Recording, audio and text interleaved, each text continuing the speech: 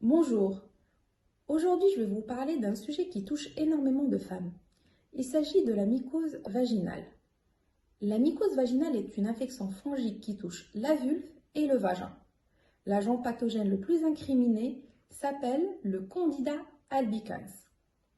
La femme se contamine essentiellement par voie endogène, par ses propres levures, qui se transforment d'un état saprophyte à un état pathogène sous l'influence de plusieurs facteurs favorisants.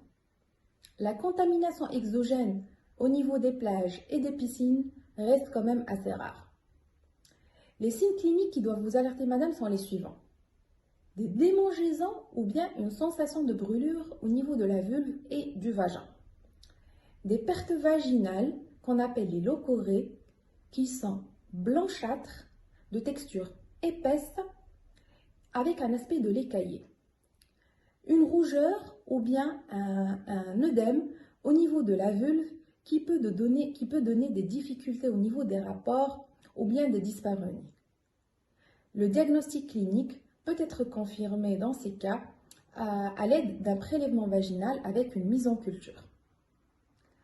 La mycose résulte essentiellement de l'altération de la flore vaginale et d'une prolifération de levures par différents mécanismes. Premièrement, une concentration d'œstrogène très importante, comme lors de la prise de la contraception orale, ou bien pendant les états de grossesse, ou bien à la deuxième partie du cycle, juste après l'ovulation, qu'on appelle la phase lutéale. Une baisse de l'immunité, l'utilisation de dispositifs intra-utérins ou de diaphragme, un diabète déséquilibré, ou bien l'utilisation d'antibiotiques et un excès de l'hygiène intime. Le traitement des mycoses repose essentiellement sur l'utilisation d'antifongiques sous forme de crème, associés à des ovules appliqués en intravaginal et des antifongiques par voie orale.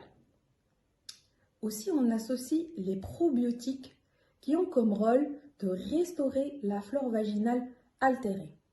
Sans oublier bien sûr le traitement du partenaire quand les signes cliniques sont manifestes. La mycose vaginale, bien qu'elle soit une pathologie ou une affection bénigne, elle peut être handicapante et invalidante dans la vie quotidienne et peut avoir des répercussions sur la vie personnelle, surtout quand il y a des récidives. D'où l'intérêt de suivre les conseils d'hygiène afin de les éviter. Ces conseils d'hygiène sont les suivants. Premièrement, éviter le port des vêtements trop serrés et les matières synthétiques comme les jeans. L'air doit pouvoir circuler. Préférez l'utilisation des serviettes hygiéniques au tampon et les changer régulièrement. Bien sécher la peau et les muqueuses après chaque douche. Limitez les sorties à la piscine et évitez les bains. L'excès d'hygiène, j'insiste, est problématique. Il est à éviter car le vagin il est auto-nettoyant. Et bien sûr, évitez les produits décapants comme les savons de Marseille, les gels douche, les injections vaginales à l'aide de poire et les poudres désodorisantes. À bientôt avec d'autres thèmes qui vous intéressent.